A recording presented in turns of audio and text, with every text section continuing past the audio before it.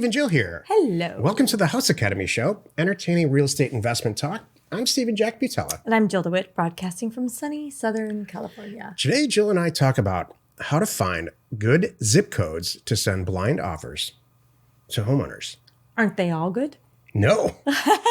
No, that's a great point. Thank you. Well, you said this works everywhere. It does work everywhere. I know. It works in every single zip code that you can get data. True. It's just all about, do you want to make money quickly on a lower margin? Do you want to wait a longer time and sell it? I can explain it all. I'm sure you will. But here's the good news, and I'm glad you asked. Thank you. With houses, you just let the data do all the work for you. You just kind of sit back in your chair, analyze the data, download it, put it in the right slots, and the data is going to tell you exactly what to do. In a lot of ways, houses are way easier to price and get offer campaigns in the mail and choose areas that work because all you got to do is just download the data and look at it, and you're going to see, oh, that's a terrible place to send mail. Oh, this is a great place to send mail. You know I'm not trying to be a stinker, right? No, I think it's great. Okay, I'm just trying to... I think the more difficult questions and the snottier you are, the better the show will be. I'm trying to voice what we're all thinking. No, I think it's good. Like, wait a minute. This week is all about Captain Obvious. Just data. kidding. It's all about how to do X. Right. So you've asked for it. We're going to record it. Thank you. As always. I'm teasing you. Before we get into it, let's take a question posted by one of our members on the houseacademy.com online community. It's free. Dave asks, hi, looking to send out letters to the neighbors of all the properties that I own or have owned for two reasons. One, I'm looking to potentially buy or sell them for the lots that I currently own. And two, looking to buy for the lots I already sold. Lots of houses. Right. Talking about the psychology in the two different letters. Does anyone have a template they can share so I don't have to reinvent the wheel? So I get this. So he's like, okay, look, I've got the data anyway. It's the people all around this. I know what goes on in this area because I've been buying and selling in this area. Why don't I hit up more people? I might sell some of the things that are still in my inventory because we all know, like you have shared with us many times, especially with houses, you know, the percentage of people that buy that are in that area are staggering. Yep. So that's great there. And then number two, again, I know the area, so I might uncover some more people that maybe they didn't respond to my letters the first time, but now the second wave, when they see that I bought that house over there, I know what I'm doing here. Are you still interested? Because I'm still interested, and send them a letter like that. And if I can keep going with this. Go ahead if you want. Make your own template. I think it should be a nice little letter, saying you probably heard from me before because that's how I got your data. I sent you an offer. Hey, I'm reaching back out just to say, are you still interested? Are you thinking about it now? Do you remember that offer? I'm right here and have cash and I'm ready to move. The backstory on these neighbor letters is so successful that we developed a product, a SaaS model product that we're going to release this month. Jill is going to release it actually to make this easier. So here's the backstory. When you buy a piece of property, a house or a piece of land, but in this case, a house, 50% of the time, this is a national statistic, this is not mine, about 50% of the time, somebody who lives within a mile of that property is going to buy it 50% of the time, either their friends or their family or themselves. That's a pretty staggering statistic. Like 50% of the times, that's, who's going to buy it. So you want an effective and easy way to reach out to them. When you look at a data set that's all just in a spreadsheet without any geography, it's nearly impossible you'd have to go in and plot GPS points. And we've had people do that. I've done that in the distant past, and it takes days. So what we developed is a product called Neighbor Scoop, where you can draw let's say you buy a house, you can physically draw a mile or whatever, however it ends up being a polygon around whatever you believe is a logical buyer of the property, and pull the data, including their phone number, and either send them a letter or call them or text them and say, hey, I've got this here to answer your question, Dave. Here's the content of what I say. And Jill and I have gone back and forth whether or not to include this template in offers to owners. And in the end, we did not include it for the reason she said. Make up your own. Make it It's personal. your It's own not a flair. big Yeah. deal. But ours says something like this. We bought a house very, very close to you, or you can even put the address in there. And we thought we were going to move into it, but we're probably not going to move into it. In fact, we're investors, and sometimes we do, sometimes we don't. But the whole sentiment is this. We wanted to reach out to you in the community first before we just put it out to the market, because we love the community and we understand what you're doing there. And we've specially priced it for people in the neighborhood so that we don't have to go through putting it on the market and going through the whole thing. And it's a win-win situation. There's no real estate agents involved and the whole thing. Oh, by the way, if you're interested in selling your property, let me know, because incredible percentage of success, especially if you get on a burner phone or a text phone with a area code for that area and do it and text some people, and look into the legality of that. I don't want to say that there are very specific laws governing this. So please make sure that's within your comfort level. I want to take it a step further when I can. Yeah. Okay. In this data set, you will find typically an LLC or somebody that you see that owns 5 of them. That's right. So they are already investors in that area. So when you're selling, those are the guys you want to hit up. Yeah. And I would send them a letter and follow up with a text and a phone call. I've learned that too, especially this is House Academy. When you're dealing with these guys, they're out always in the field. They're driving by properties. They're shopping. They're talking to their contractor. They're all over the place. So I email them, I call them, I text them. I do all 3. So I would definitely do that to make sure that they see it. They know it's out there. It's hot. If you do all 3, like she says, and you answer your phone when they call back or text back, you're going to sell a property. Yep. I mean, I shouldn't say that. There's an extremely high degree. If it's priced right. Extremely high degree of probability that you're going to sell a property, house or land. They've already made the choice to own property there. Oh, yeah. They know the It area. didn't happen on accident. They already have contractors working on 6 other Yeah. flips. They'd love to have Yeah. one more, especially priced the way you know how to do it. I did a consulting call recently, Jill and I did, with a father-son team in Ireland. And in the consulting call, we utilized the beta version of NeighborScoop. Yep. We drew the polygons, downloaded the data, gave it to them for free, just as a test. And then we had the next week or the week after, we had a Thursday consulting call, Thursday webinar, which we do for all of our members, house and land. And they said, oh yeah, all the properties, all the data sets that you gave us on those properties, we sold all of them. So this really, really works. This is like the kind of memorization moment, I guess. Yep.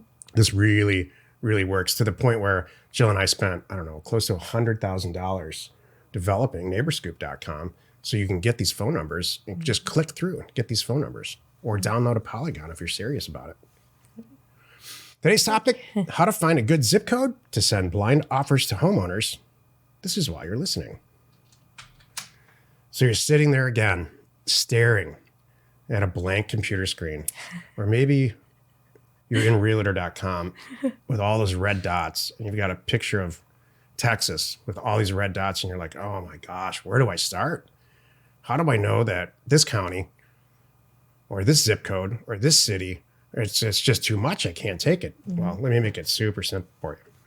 Good news is that houses, to find a place to buy and sell houses is, I think, way, way easier than land, because it's just all data.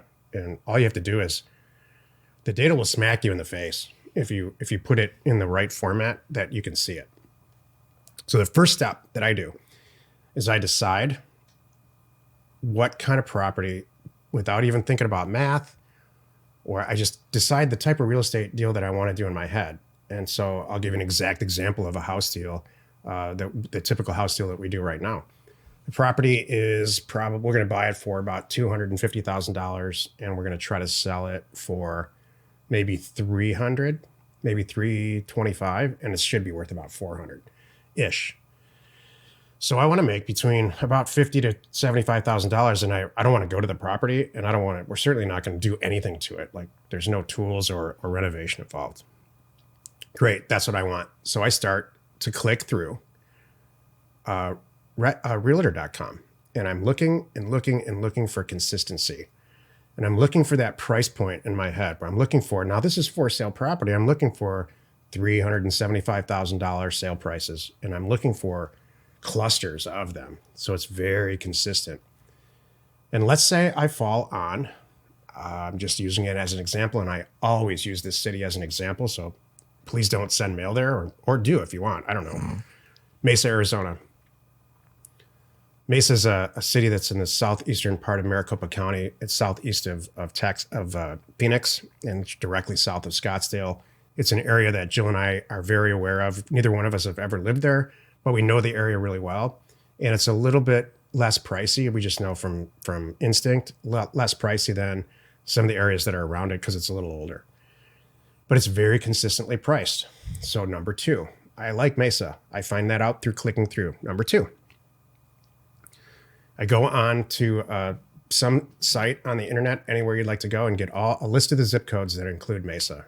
And I think there's 9 or 10. Please don't do this with Mesa. You can do this in Michigan. You can do it in Florida. You can do it in Alaska.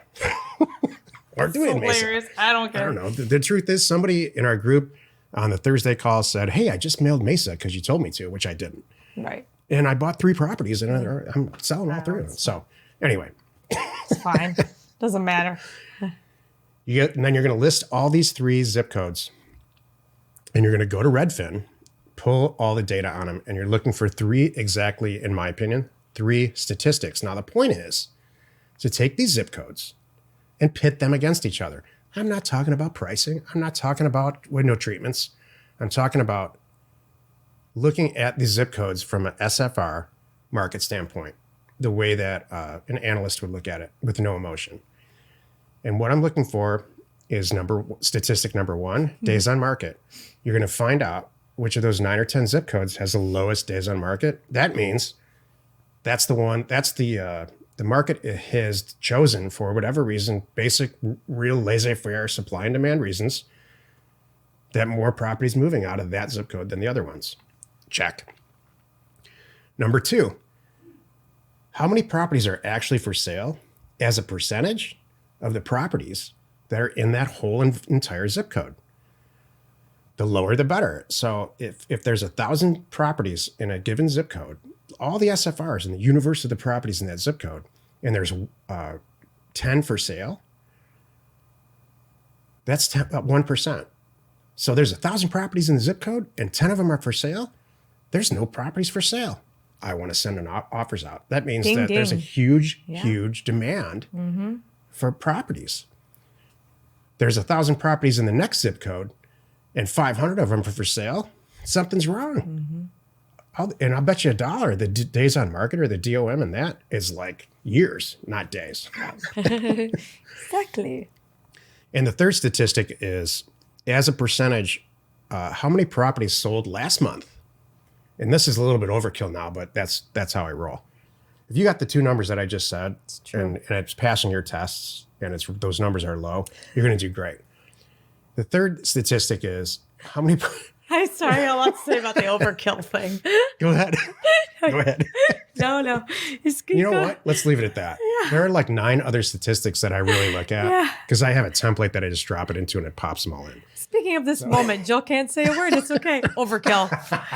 It's all right. This whole show is overkill. Totally. You know what? Let's leave it at that. If you're a House Academy member, you know. How nuts we are about this. So. Oh, you know. So what's going to happen is overkill. You take those 2 statistics, you look at them in a spreadsheet, you line up all the stuff. Overkill. And it's going to be glaringly obvious. We call it the red, green, yellow test. Glaringly obvious to you that 2 of the zip codes of the 9 or 10 that are in Mesa or wherever you're doing this are like, oh, the days on market here are 12. And there's 6 properties available, less than less than 1/2% of the properties in the whole environment are for sale. That's a darn good indicator that when you send mail out for $30,000, $80,000 less than the actual, average retail price, not the ARV. Never say that. Never even use that term. That's dumb. You're going to do great. Yeah. For every 3,000 offers, 3,000 to 5,000 offers that you send out in that market, you're going to buy a house and resell it for $50,000 to $80,000 more. Mm-hmm. It's that simple. There's no version of this for land, in my opinion. Mm-hmm. Land is very nebulous. Mm-hmm. and very circumstantial. I just wrote down a note. Overkill is the new normal. That's Would I send a mailer out based on those two statistics at this point in my career? Hell no.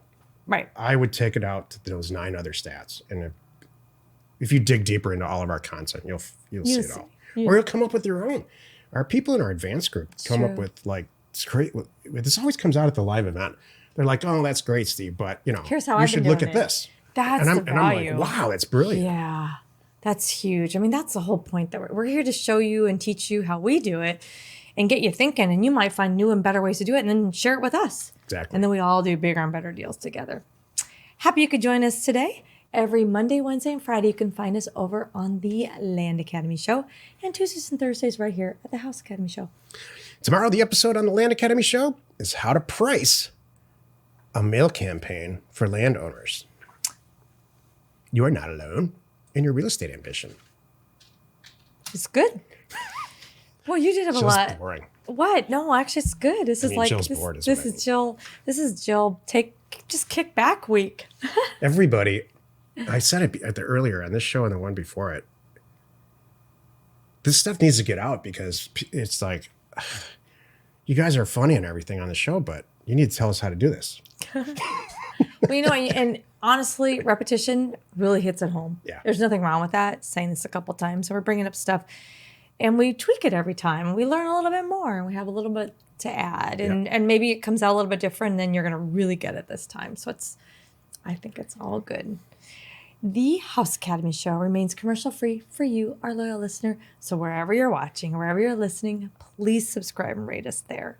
We are Steve and Jill. Information And inspiration. to buy undervalued property.